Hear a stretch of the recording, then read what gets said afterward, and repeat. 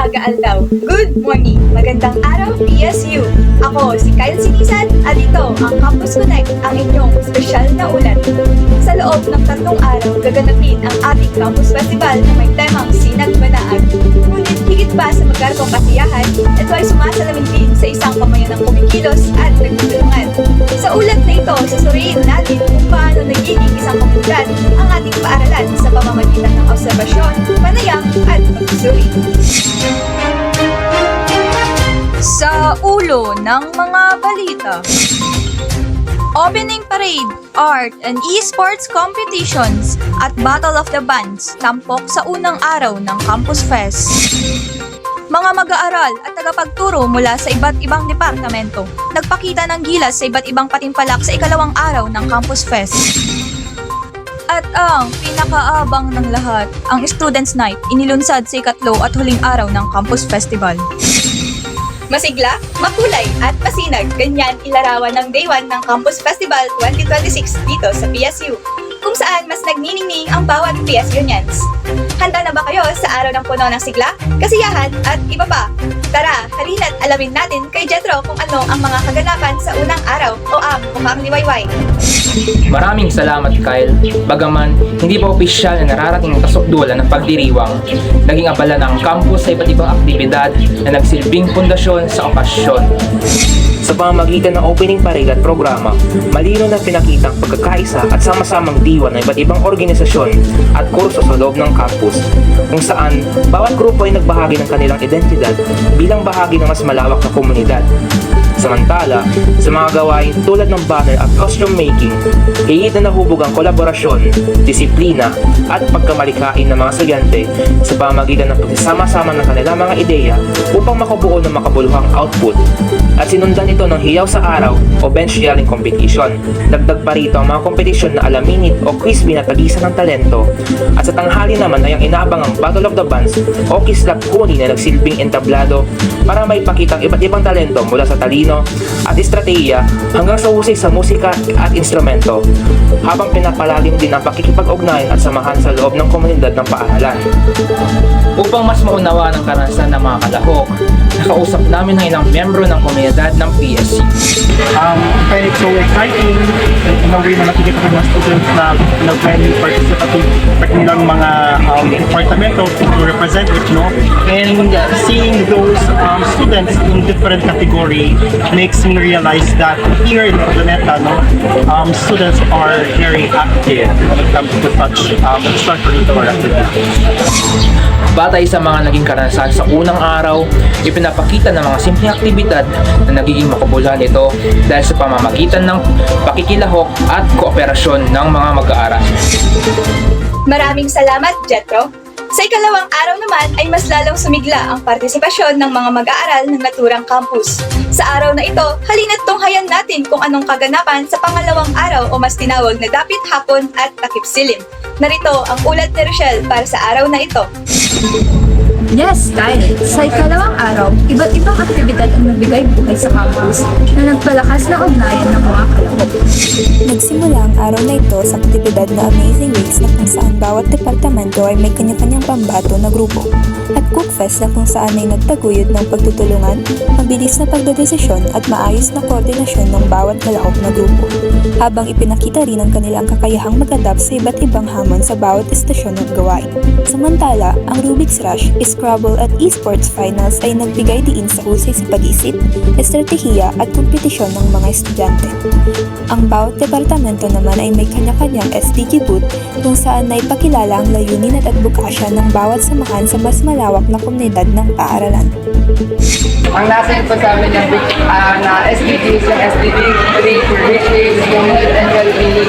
So, naisip ko namin sa business is magkakaroon kami ng fitness challenge po.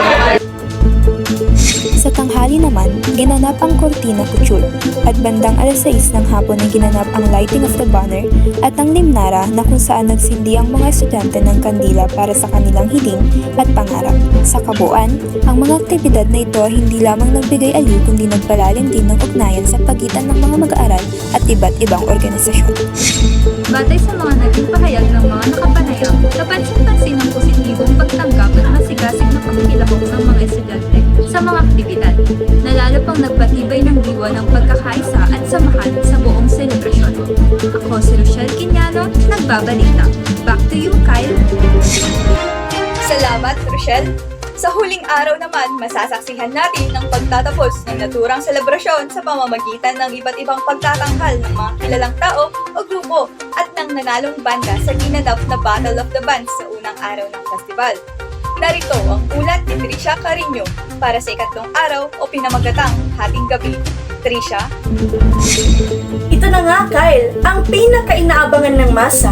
Sa huling gabi, itinampok ang talento at kasiyahan sa naganap na Students' Night sa Pangasinan State University, Urdaneta City Campus. Talaga namang kaabang-abang ang naganap na concert. Dahil balita ko, may dalawang bigati na nag-perform, ang Peter Karma at si The Emerald, aka Sabrina Carpenter. Alamin natin yan. Sa pamamagitan ng mga pagtatanghal sa Students' Night na ginanap sa Urdaneta City Cultural and Sports Complex, naging makulay at masigla ang gabi na may temang Garden of Elegance kung saan tampok ang concert ng Peter Karma, First Kicks, The Emerald bilang si Sabrina Carpenter at ang kampiyon ng Battle of the Bands na nagpakitang gilas sa entablado. Ang buong programa ay nagbigay ng masayang karanasan sa mga mag-aaral. Buong gabi ay nag-enjoy at nakisabay sa sigla ng musika at pagtatanghal. Sa kabuuan, ipinakita ng event na ang ganitong mga aktibidad ay hindi lamang para sa aliw, kundi nagsisilbing mahalagang pagkakataon upang magtipon-tipon, magkasama at maranasan ang saya ng sama-samang pagdiriwang bilang isang komunidad ng mga mag-aaral. Mula rito sa Urdaneta City, ako si Trisha Carino. Back to studio. Salamat, Trisha! Tunay nga nag-enjoy ang mga estudyante ng PS Unions at mga faculty staff sa kanilang campus fest na pinamagatang Sinag Banaag. Naging successful ang kanilang event na ito dahil sa mga partisipasyon ng bawat departamento. Tulong-tulong silang nag-organisa nito upang maging mas maayos ang kanilang programa. At hindi pa dyan nagtatapos ang ating ulat sa kasiyahan at selebrasyon. Narito ang isang espesyal na segment kung saan tatalakayin ang ilang mungkahe upang lalo pang mapabuti ang ating campus festival. Ito ang Chika Minute kasama si Iman Cortez. Maraming salamat, Kyle. Batay sa ating mga naging obserbasyon at mga panayam, ilang mungkahi ang lumitaw mula sa mga miyembro ng ating komunidad. Una, kinakailangan ng mas maayos na organisasyon at crowd control, lalo na sa mga pangunahing kaganapan upang maiwasan ang siksikan at masiguro ang kaligtasan ng lahat. Kalawa, mahalaga ang mas maayos na koordinasyon ng schedule. Bagaman ito ay isang selebrasyon, nararapat pa rin masunod ang oras ng bawat aktibidad upang maging maayos ang daloy ng programa.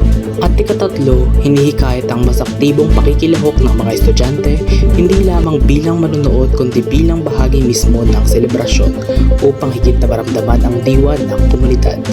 Sa kabuuan, ipinapakita ng mga mungkahing ito na ang tagumpay ng isang pagdiriwang ay nakasalalay hindi lamang sa programa, kundi sa sama-samang responsibilidad ng bawat isa. Ako si Iman Cortez para sa Chika Minute, Back to you, Kyle. Maraming salamat, Iman! Bilang pagtatapos, narito ang kabuuang pagninilay batay sa naging obserbasyon ng mga tagapag-ulat.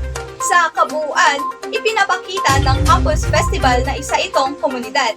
Dahil may malinaw na sistema, may kanya-kanyang papel ang bawat isa, at may isang layunin ang lahat. Ang mga organizers ang nag-aayos ng daloy ng programa. Ang mga kalahok ang nagbibigay buhay sa mga aktibidad, at ang mga volunteers ang nagpapanatili ng kaayusan. Sa kabila ng dami ng tao at sabay-sabay na gawain, nagkakaroon ng koordinasyon, pakikipagtulungan at disiplina. Kaya hindi lamang ito simpleng selebrasyon, kundi isang gumaganang komunidad. Ipinapakita rin ng Campus Festival na ang community immersion ay mahalaga sa paghubog ng pakikisa, responsibilidad at malasakit sa loob ng paaralan. Ito ang Balitang Campus, ang inyong espesyal na ulat sa Campus Festival, Community in Action. Ako si Kyle Sinizan. Magandang araw, yes you!